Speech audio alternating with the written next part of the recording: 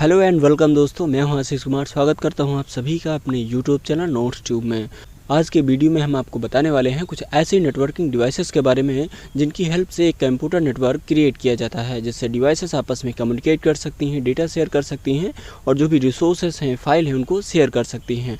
तो उन सारी डिवाइसेस को हम कंप्लीट इन्फॉर्मेशन के साथ आपको समझाएंगे एंड इसके साथ साथ इसकी जितनी भी पॉइंट्स होते हैं, इसका स्ट्रक्चर्स, डेफिनेशंस, सारी चीज़ें हम डिटेल में समझाएंगे। तो बने रहिए हमारे साथ लास्ट तक, तो सारी चीज़ें आपको इसी वीडियो में समझ में आ जाएंगी। तो चलिए शुरू करते हैं। कॉमन नेटवर्किंग डिवाइसेस होती क्या है या नेटवर्किंग डिवाइसेस का मतलब क्या होता है। तो चलिए सबसे पहले इसको आपको बता देते हैं।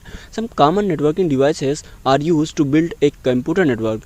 दे help in connecting devices, sending data and sharing resources and internet. तो यहाँ पे क्या होता है, बेसिकली जो कॉमन नेटवर्किंग डिवाइसेस होती हैं, तो नेटवर्किंग डिवाइसेस एक ऐसी डिवाइस होती है जिसकी हेल्प से एक कंप्यूटर नेटवर्क क्रिएट किया जाता है। और ये जो डिवाइसेस होती हैं उसको जोड़ना एंड डेटा जो है एक जगह से दूसरी जगह सेंड करना, ट्रांसफ़र करना, और जो भी रिसोर्सेस होते हैं उनको रिसीव करना या सेंड करना, ये सारी चीज़ें आप यहाँ पे कर सकते हैं इनकी हेल्प से। एंड इसके साथ साथ यहाँ पे आप इंटरनेट को भी शेयर कर सकते हैं या रिसीव कर सकते हैं। Each device has a specific functions and without them proper network communications is not possible. Computer network में जुड़ी हुई हर एक डिवाइस का एक स्पेसिफिक फंक्शंस होता है एंड बिना इसके आप जो प्रॉपर कम्युनिकेशंस है नहीं कर सकते हैं या पॉसिबल नहीं है। तो आई होप आपको कॉमन नेटवर्किंग डिवाइस क्या होता है ये समझ में आ गया होगा। कौन कौन सी नेटवर्किंग डिवाइसेस होती हैं एंड उसका स्ट्रक्चर्स, डेफिनेशन, सारी चीज़ें हम एक एक करके आपको समझाएंगे। तो चलिए शुरू करते हैं। A network hub is basic networking device that connects multiple computers or devices in a network and broadcasts the data it receives to all connected devices without checking the destination's address, allowing them to communicate within the same network। तो networking hub एक ऐसी device होती है जिसका use करके हम एक computer network create करते हैं। नेटवर्किंग हब एक बेसिक नेटवर्किंग डिवाइस होती है जिससे आप मल्टीपल कंप्यूटर्स को आपस में कनेक्ट कर सकते हैं।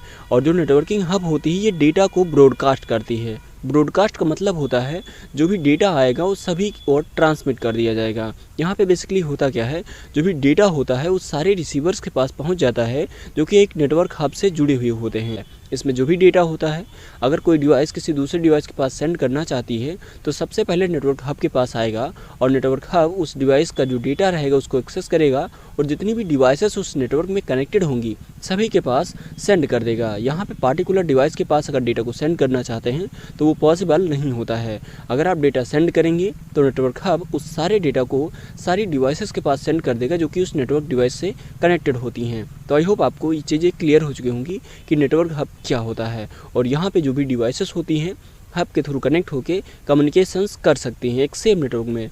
तो आई होप आपको ये सारी चीज़ें क्लियर हैं। अब चलिए इसका स्ट्रक्चर समझा देते हैं। जैसे कि यहाँ नेटवर्क हब हमने बनाया हुआ है, एक सेंट्रल डिवाइस होती है जिसमें कई सारी जो डिवाइसेस हैं, लैपटॉप है, कंप्यूटर है, प्रिंटर है, ये सारी चीज़ें कनेक्टेड हैं।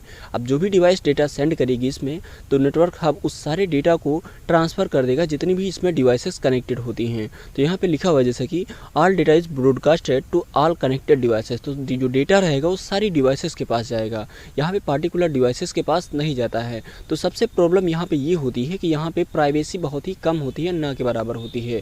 क्योंकि अगर आप डेटा प्राइवेट है उसको सेंड करना चाहते हैं तो आपका डेटा नेटवर्क में कनेक्टेड सारी डिवाइसेस के पास जाएगा।